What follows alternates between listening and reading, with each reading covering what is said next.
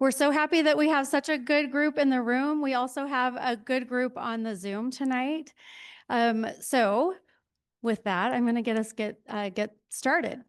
So to start, just to introduce Conserve Utah Valley. Conserve Utah Valley started with a group of neighbors and concerned citizens who heard about a plan that put public access to Bridalveil Falls at risk. And as we worked with that issue, and which, by the way, ended up in permanent conservation of the waterfall, we as neighbors and citizens just figured out that when we gathered together, our voices were stronger, and that we actually could have an impact on what the outcome of different things that were happening in our city, especially policy, would have. And so that is the beginning of Conserve Utah Valley. From there, we have had a lot of, I would say, impact and a lot of effort that has gone into helping conserve land and water. Our group has become more formal since those early days of working on Bridalveil Falls. And the next big initiative that most of you would have probably been introduced to us through is our efforts to help also save Utah Lake. When Utah Lake was under threat of having islands built and housing for 500,000 people in the center, that same group of folks who came together over Bridalveil Falls came together to help with Utah Lake. So we have now been going strong for about 5 years. And now we are really a county-wide organization. You might be asking, why does a county-wide organization care about this election for Provo? And the main reason for that is Provo is still the county seat and the center of our county. A lot of people are looking at Provo when they're setting policy and when they're trying to understand what is going to happen next in the county. And so this becomes a very central place for policy to be set and for the signals of what should be happening around conservation. We also have a lot of impact on governing boards like the Utah Lake Authority, the Central Utah Water Conservancy District, and the list goes on. So especially when we think about those county-wide seats, those are things that our current mayor is participating heavily in, and any future mayor that we have will also participate in. That means a lot to us at Conserve Utah Valley. The same is true with City Council. There are a lot of issues that come in front of City Council, especially as it pertains to water quality and zoning, that impact the entire county. Provo River runs through the heart of Provo. It's also one of the major water sources to the lake. That means if Provo River is not clean, high impact to Utah Lake, which impacts the entire county. So as a group that's focused on the whole of Utah Valley, Provo is still one of our biggest areas of focus. So we thought it would be good to get the candidates for this particular race together because there's a lot of impact on that bigger group. So let me tell you a little bit about tonight. Sometimes when you think of an election, especially when it's not on the local level, we think about big contentious debates. And that is not what we're here to do tonight. Tonight, we're here to have a really great conversation. We're here to talk about the topics and issues that are going to impact land and water in Provo. And we're specifically separating the conversation between the mayor race and the city council race because both bodies of our government, the executive branch with the mayor and the legislative branch with the city council, have very specific activities that they actually are responsible for that impact land and water. Sometimes people, I'm sure, ask you guys questions about zoning, which you have nothing to do with, except for when it comes to applying the policy that gets set by city council.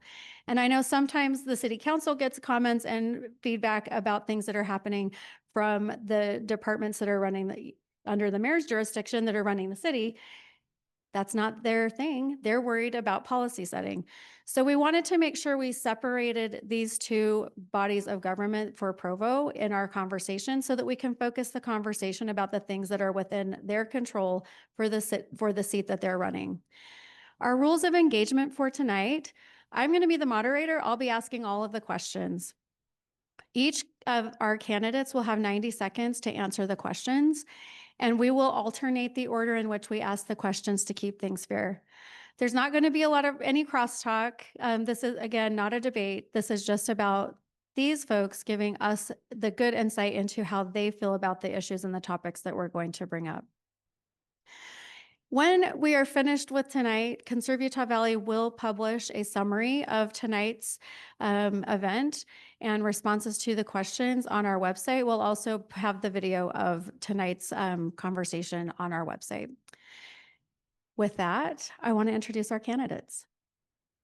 So starting first, we have our candidates for mayor. We have Marsha Judkins, who is our challenger this time, and Mayor Kaufusi, Michelle Kaufusi, who is our incumbent. We're going to spend about 45 minutes with the two of them, and then we'll move on to city council. For our city council race, we have two folks who are running for citywide. Seat 1 is what we call that. So we have Catrice McKay, who is our incumbent up here on the front, and Adam Shin. For District 2, we have Jeff Whitlock and Hannah Peterson. We do not have an incumbent in that race, so both of them are considered challengers, I guess. And then in District 3, we have District 5. Oh, I had that wrong. Okay, District 5, we've got Rachel Whipple, who is our incumbent, and Sam Blackburn, who is the challenger tonight. As soon as we're finished with the mayor's section, we'll have city council come up and move forward with their questions. I'm going to make my way back to my seat, but in the meantime, I'd like to start with Marsha and ask you to introduce yourself. I've asked each of the candidates to take about 90 seconds to introduce themselves, and as part of their introduction, I'm asking them to share with us what their definition for sustainably or environmentally sustainable, what that definition is for Provo. Okay, so hi, I am very happy to be here. Thank you for hosting Conserve Utah Valley. And I thought I would start off with my, just because sometimes I get a little long, so I wanted to start off with my definition of what environmental sustainability would be to me.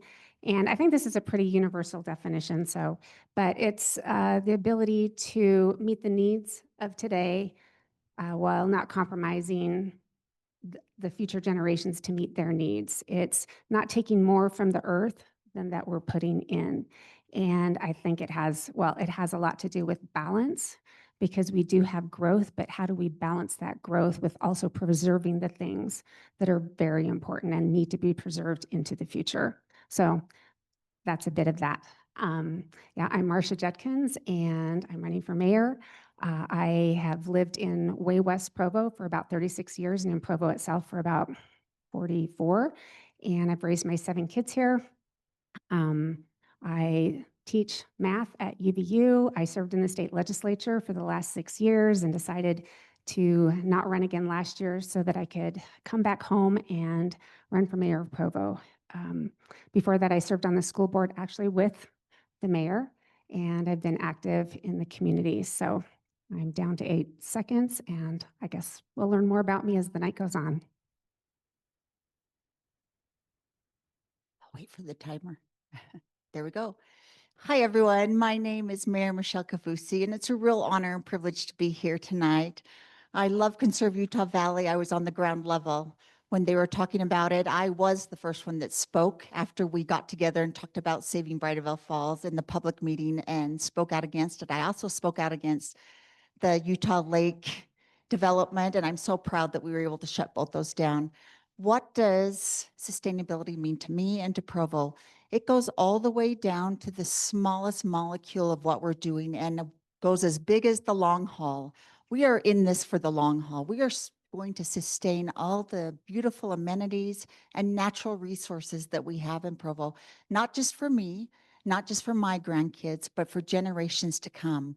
It is a in perpetuity sustainability environmental idea that we can do better, make our air better, our air quality better, work towards these goals, make our open space more accessible, do more of that, do some of these things that we're delivering on right now, but at a higher capacity. Because like I said, it's not about me, it's not about this moment, it's about generations to come. And if anyone knows me, and a lot of you in the room do, I am a big forward thinker. Everything I talk about is in 30 years will I look back and be glad I made that decision. So thank you. Thank you both for those introductions.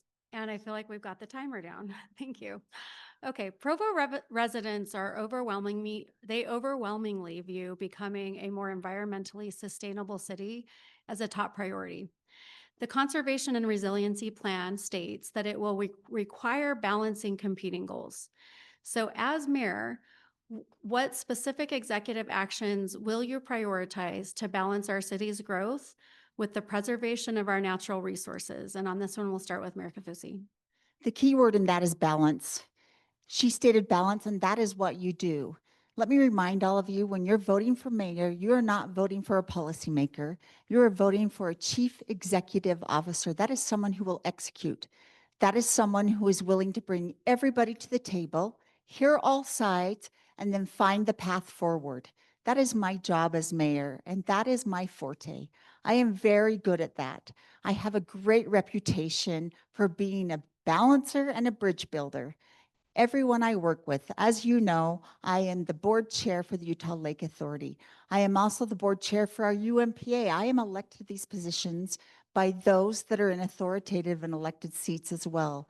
I am an executive and I do know how to execute, and we have been doing this amazing balance between open space, clean air, all of these things that are coming down from the EPA and whatnot. We are already overperforming in every area. So I am proud to be the leader of this and to continue to lead out in this, execute at a higher level as my position requires me to do. Thank you, Ms. Judkins. Thank you. So I am coming to Provo after having worked in a legislative position, and I've been able to observe our executive of the whole state and see how the executive does influence policy. And even though the executive doesn't create policy, the executive can influence policy, and I think that that is an important thing that our executive should do. Saying that, it is really important to balance, like I said, our growth with our preservation, and that means that we need to prioritize. We need to make sure that we prioritize the things that bring quality of life and that we have all around us, in addition to looking at how do we move forward with growth. And we have a city master plan. I think that we need to open up that plan, make sure that it is valid. I live in the way west side. Our master plan hasn't been updated for decades. And so we need to make sure that our priorities of open space, clean air, the way that we treat our canyons, the way we treat our lake, that we prioritize those before we start going in and developing all of these places. And in the legislature, I was able to work on that also. So thank you. Fantastic. For this next question, it's the same topic about environmental sustainability and balanced growth. And you'll be the first on this one, Ms. Judkins. So I would love to hear an example of a difficult decision where you would prioritize long-term ecological health over short-term economic pressures. Thank you. So I guess short-term economic pressures versus long-term ecological growth. Well, I think something that we could look at right now are the natural assets that we have in the river, our canyons, and our lake, and our foothills. And I'm going to bring up this example, but down in my area, well, no, I'm not. I'm going to bring up a different example. When we were in the Slate Canyon area where the water park wanted to put in a bigger water park in the Slate Canyon area. And I think that the mayor made a great decision on that. I think that it is important to save that area and preserve it, as has been promised to those neighbors and to all of our city. And that would have brought some economic benefit there. But I think, thank you for doing that. I would agree with that decision. Down in my area, I feel like we have not been making those decisions quite as readily. We have warehouses that are going in an area that I think is really beautiful, and by the river, by the Delta Gateway Park. And I know that the city council is who zoned that, but I do think the mayor had the responsibility to step up and encourage against that. So Thank you. Mayor Kaufusi. I have a wonderful example I'm so excited to share with you. So our Provo City Hall and our public safety building, when it was under construction, I was passionate about making sure we built a net zero electric building. I'm telling you, when they came to my office and said, what are you thinking, Mayor? This is going to cost more. It's going to do this. It's going to do that. I said, if I'm building it, we're putting these components in it. And we did it. I am so proud of that building. It is the only government building in the state that is 100% electric and net zero. It was something that a lot of people were telling me, Mayor, where are you going to cut? Where are you going to cut? If I'm going to build it, we're going to do it that way. And my proof is my record. We are a lead out in the state. We have toured multiple municipalities who have come in and said, how did you do it, Mayor? What does it look like? Well, come on down, everyone. Let me show you what we did. And we are the model. I will never be the dictator, but I'm happy to be the role model for government buildings and clean and 100% net zero. Thank you. Okay, so shifting topics, we have several that we want to get to. This one is about safeguarding water resources and influencing policy there. Utah Lake's water quality is a critical issue, and the Provo River is a key source of our drinking water. As mayor, what specific strategies will you lead to address nutrient pollution in Utah Lake and protect Provo River from runoff? And we'll start with you, Mayor Kaufusi. You know you're a mayor when you're getting goosebumps when she's talking about river runoff and protecting the community.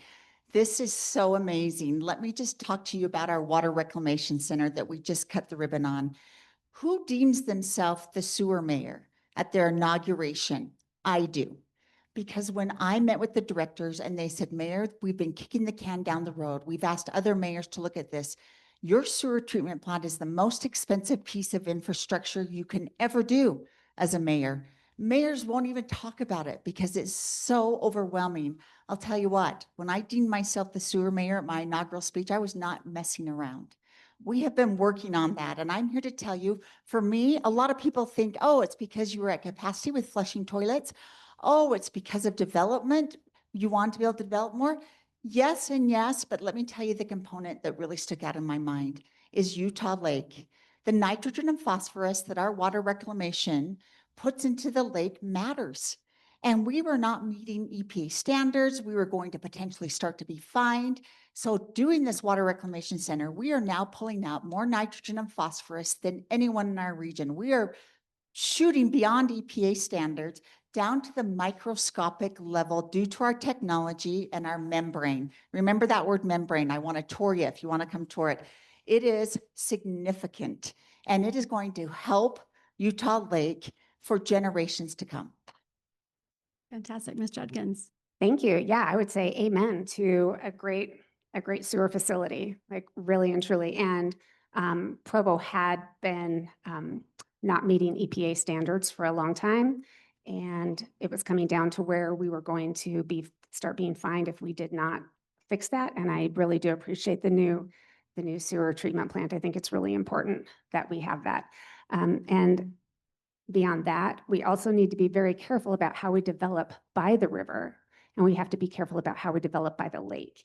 Like I said, our river and our lake are great assets. And if we can, I would like to see a river overlay, an area along the river that we protect and be very careful about how we develop there. You know, back in the day, they didn't do that. So now our beautiful river has DI and who knows what all along there.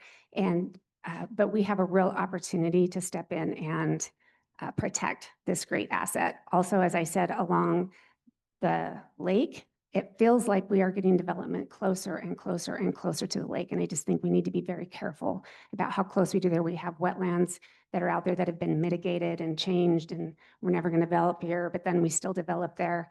And so I think that like I said, we need to prioritize where and what we want to preserve, and then make sure that in our general plan and in the way that we grow Provo, that we are very careful about these amazing assets that we have. Thank you. So we're going to move on to the next topic, which is development in hazard-prone areas. And as we all know, there's been a very significant issue in our news lately with Buckley Draw and the fires that were, wildfires in the area leading to flooding after monsoon rains, and a lot of complications around the development that is close to that.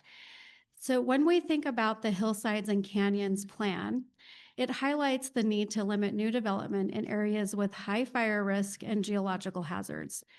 As mayor, what specific regulatory changes or executive actions would you initiate to discourage new development in these high-risk hillside areas and enhance the city's hazard mitigation efforts? And this one's for you first, Ms. Judkins. Thank you. So that's a really, really great question. And I think as we look at our hillsides, that we need to work hard to get conservation easements on those hillsides, and in our canyons and in the areas that we want to preserve. And I know that there have been some efforts to do some of that, but it has been a long, slow process. And I think that we need to proactively work at getting those done as soon as we can. Like I said, it's a balance of preserving what we want to preserve before it gets developed, before it's too late, before it's paved over. So that's something that I would do. I did it while I was in the legislature. When I was in the legislature, we had the McAllister Fund, and we got conservation easements down in the west, down in my district. We got some in Heber, some in Vineyard. It's not a difficult process. It is a process that has to have the approval of the landowner and then some other working parts, but I don't think it should be taking as long as it's taking to get those things done. So that's what I would do. I would look into those conservation easements and proactively pursue those. Thank you, Mayor Kaufusi. That's a great question, but the interesting piece about that question is that that is a city council question, because city council is the one that is over land use decisions and over zoning. I support our critical hillside overlay. And so with that, let me just talk to something that I did have the power over and I was able to implement. And that is, I am so proud of our Hillside Task Force. Many of you may not even know what this is, but this came about when we heard of developers up there just ruining our hillside, backhoeing, doing all these things that were horrible without any parameters, without getting permits, without letting us know. So I said, okay, enough. I came to the office. I said, we've got to come up with a plan. So we got around the table. I called together 11 important people in the city from various departments and said, I want a hillside task force. They looked at, I come up with ideas. And so my people always are like, here she goes again. Our hillside task force. I gave them a jacket that said hillside task force and a hotline. And I said, go to work. They went to work, and these 7 members in the community met every week. There were dozens of issues. They met every week, and I am so proud to say they have shut down with criminal charges and other resources that as of today, we do not even have one open case on our critical hillside because of this amazing hillside task force that I initiated.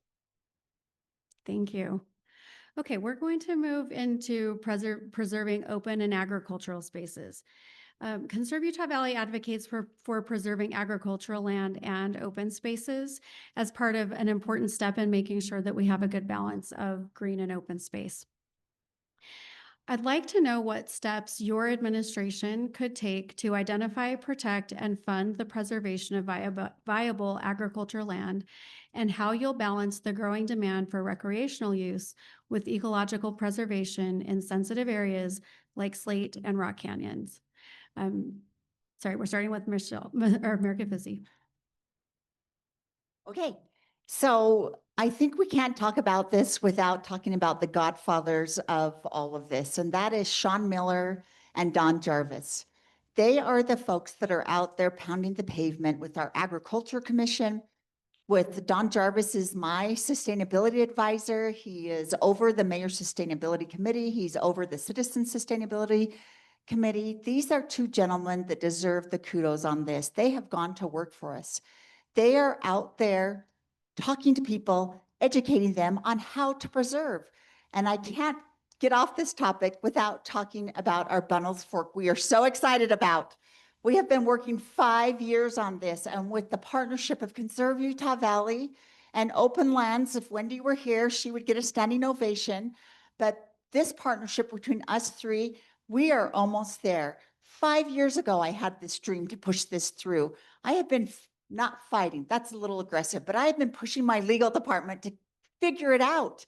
I've had them go meet with others. They've gone up, they've studied the Constitution and all the laws and met with these other communities that were able to do it. And the other communities said, we didn't even know all these laws. Maybe we wouldn't have been able to do it if we had known.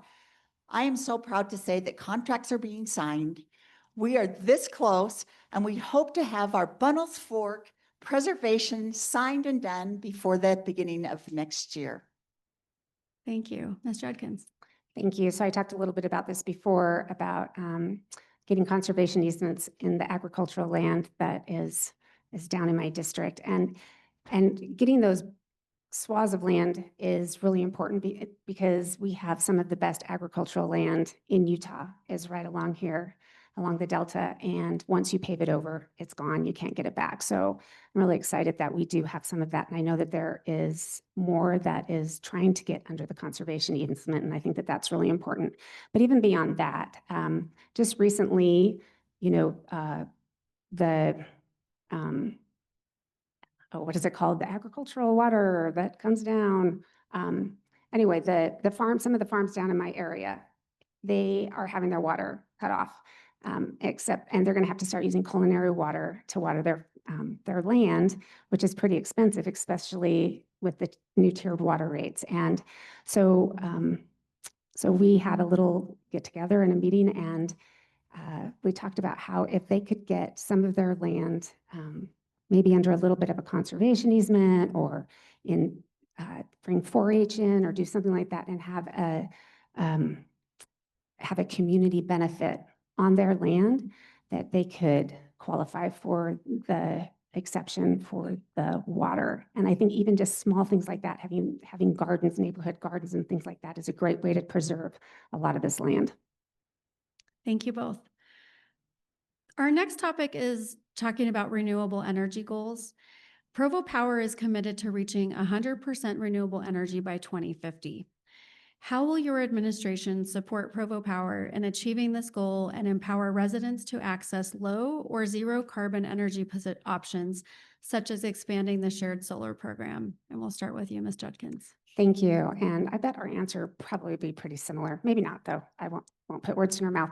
But Provo Power, we belong to UMPA, and I think that we are very lucky that we do. We have some of the lowest rates anywhere, and the cities that participate in there all benefit. And Provo definitely does benefit. And we are able to access a lot of the environmentally friendly and sustainable energy that they have put a lot of effort into. I love the solar program. I hadn't really heard about it until I was looking up stuff on your website. And I think it's a really great program. One of the things, though, about belonging to a group like that is we need to figure out how to encourage all of the cities in there. And I think they probably do have that goal to go to 100% renewable energy. And we also have to balance with that, being able to provide all the energy that we need during peak times to our citizens. And so working with UMPA is the best way, having influence, and also having served in the state, I have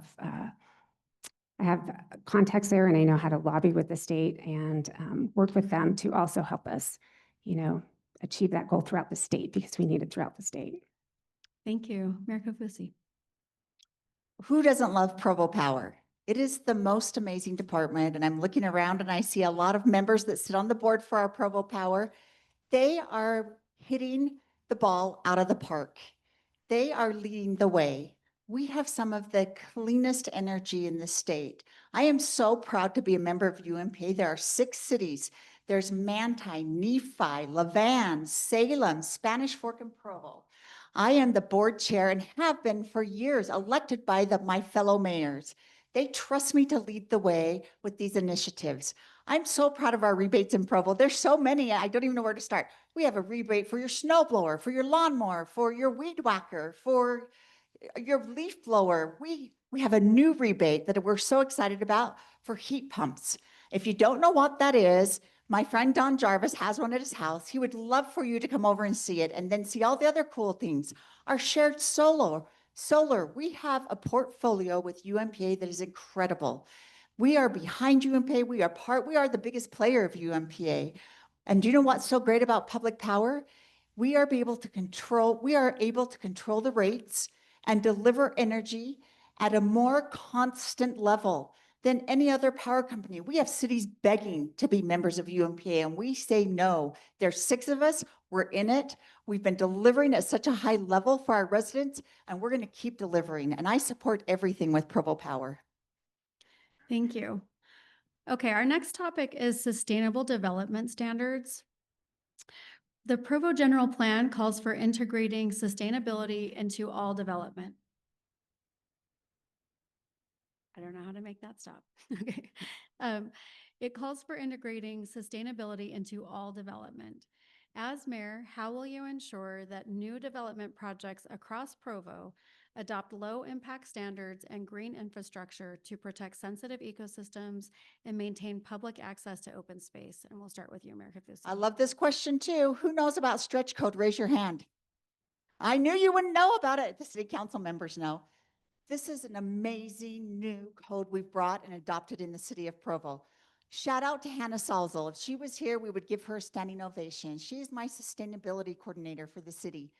She went to work, and this is kind of our mantra in our office, in my administration. If we can figure out a way to collaborate and work together and find grants and free money, that's what we do, because that is money that does not come out of the taxpayer's pocket. I'm so proud of her. She got together with other cities and found a grant that funds $2 million to implement stretch code. The city council voted on it, so thank you, council members Whipple and McKay. And what stretch code is it offers another option for developers. So a developer can come in and follow code and develop a way. But I'll tell you what, we now offer a component called stretch code. And what stretch code does is says, if you come in and develop in our city, if you decide to do these environmentally sound different elements into your development, we'll do some things like maybe cut down on your parking requirement, maybe do a couple other little things. The beauty of this is it's in the wheelhouse of the council, and I trust the council. They're embracing this. We have a couple RFPs out right now, and I'm telling you, if one of them comes in and says, we want to focus on the environment and sustainability, they're going to get the first nod. Thank you. Ms. Judkins. I think that's exciting. That's really great. Something that I think that the mayor can do is make sure that developers do stick to their development agreements. Because a lot of times, I've seen it throughout the state, developers will come in and want to do something, and they'll have development agreements, and then something happens and those development agreements kind of fall apart, and they aren't held to those agreements. And so I think that that is something that we can look at as we utilize these programs and these monies that can come in from other places to encourage green development. Yeah, other than that, I think I think that sounds great. So good job. Thank you, guys. Okay, we're going to move forward to community and committee engagement. The Citizen Sustainability and Natural Resources Committee is a key partner in shaping policy. I'd like to hear what your strategy for actively engaging with this committee and leveraging community input to shape environmental policies reflecting your commitment to exceptional care for an exceptional community, which is a statement from Mayor Kaufusi, or ensuring every resident is heard and valued, which is something that you've been known to say, Ms. Judkins. So we'll start with you. Love to hear about your plans for leveraging the Sustainability Committee and how you listen to residents. No, I love that. I have always strongly believed that the best decisions are made with the most voices at the table. And so I love these citizen advisory committees that we have. And I do think it's really important to make sure that the makeup of those committees does represent all the areas of the city and the different socioeconomic groups and just all the people that we can get together that we can. And I also think that we learn a lot from having a lot of town halls and listening to people, reading our emails, reading our texts, answering our phones. And so that's one of the things when I was a legislator was really important to me and really informed how I made my decisions was listening to all the people. And I know that when we get a committee like our sustainability committee that has so much vested interest and has spent so much time, that it's really important to take those words seriously and advocate for those positions that those committees come up with. So we can also leverage our political position in the city because we have legislators and senators, and a lot of things come from the legislature, and we need to make sure that we are in front of those things, in front of those bills that are being passed that affect our city. So thanks. Great, thank you. I'm so proud to say we have 98 citizens from all around every sector of this community on boards and commissions. We have 3 sustainability committees under my leadership. We have the Mayor's Office Sustainability Committee, we have the Employee Sustainability Committee, and then we have the Citizen Sustainability Committee. On top of that, we have multiple other boards and commissions that focus on open preservation and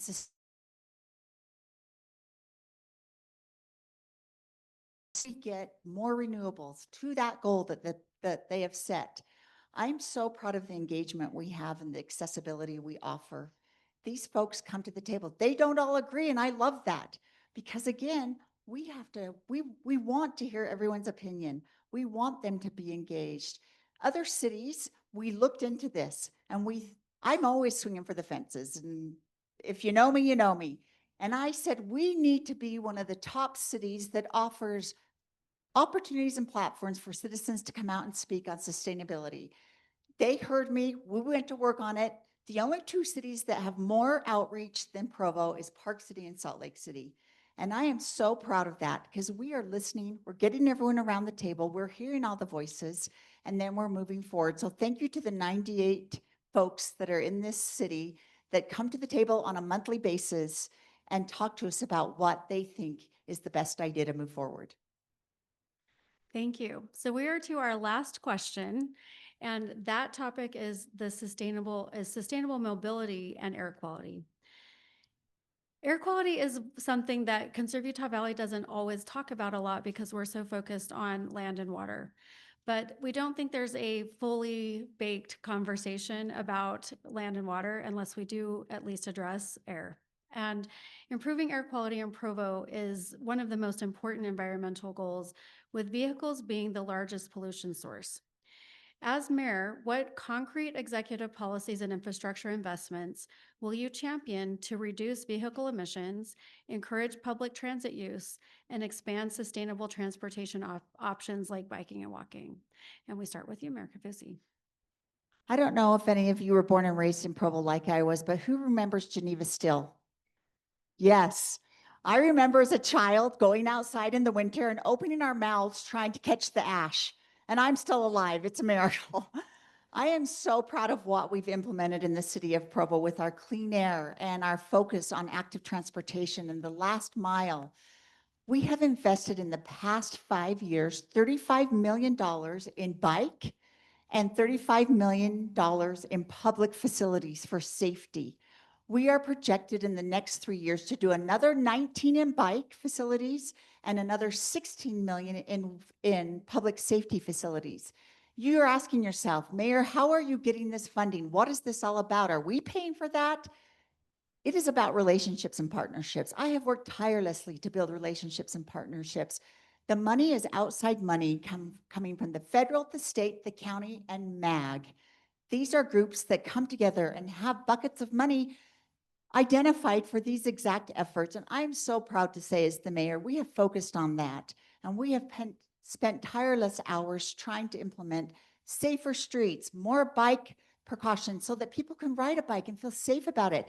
I'm up on the trails multiple times a week, and many of you have seen me in the dark and in the daylight. I believe in what we're doing in our active transportation, and it's all interconnected, and we're going to do better. Thank you.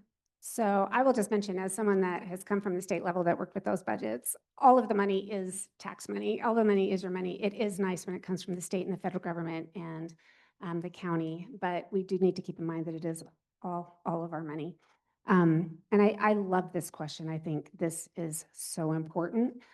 When I was at the state worked as a state legislator, I worked a lot with people with disabilities and seniors, and I know that their mobility is so limited, and it's really important that we look at public transportation so that everybody in our city can be a part of the social and civic network. And so to that end, I advocated very strongly for my district and with UTA and UDOT, and we now have UTA on demand out in West Provo, which is a really great public transportation option, and I would love to see that. I would work to get that expanded throughout the city. I think we need to look at where Provo is planning on like really widening roads, and I think that we need to actually look more at how do we get people where they want to go without having to, you know, destroy homes or neighborhoods or widening roads and to so anyway, I would love to see more public transportation, more active transportation, and I do appreciate that we do have a lot of trails and biking here and walking, but we need to make our roads safer and work with our schools to make our safe routes to school safer. Thank you. You've made it through the questions. So thank you for your patience and your commitment to giving us good focus on these topics. The last thing we'll ask from each of you is just a roundup statement. So you'll have 90 seconds to finish, and we'll start with you, Ms. Judkins. Okay, a roundup statement. So I really appreciate you all being here. I know it's maybe not always the most fun way that you would want. I think there's a football game on or something that you might have been rather watching, but I really do appreciate you being here. I do, and Provo has come a long way in terms of becoming environmentally sustainable, and I do really appreciate that. There is always room for improvement. I would love to have the opportunity to work on this. And I think I don't see that many differences on a lot of this between the mayor and I. I think we all want clean air. We all want to be able to get to where we want, you know, where we're going in a safe way. And we want to be able to wake up in the morning and see the sunrise over our beautiful mountains and hike in our valleys and go on our trails. And I love living out in West Provo, and I think it's beautiful out there. But I would just say that I will prioritize our open spaces. Will prioritize our river, our natural assets, the lake, our canyons. And I did that while I was in the legislature. I will prioritize the air. We didn't even really get into how much pollution is caused by cars. And as we just keep increasing roads and not looking at public transportation, active transportation, we are just really increasing the pollution in our air, which affects our economy too. So anyway, thank you for listening. Thank you. Mayor Kaufusi. So I just want to say, if you haven't noticed, I'm very passionate about this and about what's going on. I am result driven. I stand by my record. I have proven over and over again on deliverables. I work closely with the city council. We have wonderful working relationships, and that's why the council is so amazing. They've been able to get so many things done along with our partnerships. I swing for the fences. I'm trying to stay in my seat because I'm bouncing, but I am telling you, I care about Provo. I care about where we're going. I care about what's coming next, and I will deliver. I have been so excited to announce that in my next 4 years, we are going to preserve another 100 acres of open space in the city of Provo. We will make that happen. We are so excited about it and so passionate about it. We are going to turn and engage with the river in the next 4 years.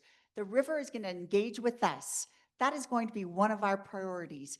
We are going to get things done that are going to do nothing but lift this community through sustainability, through environmentally sound decisions, and through getting people around the table. I am a bridge builder. I have a wonderful reputation for collaboration. If you want more results, then please vote for me. Thank you both very much for your time and for being here tonight. Let's give our candidates for mayor a round of applause.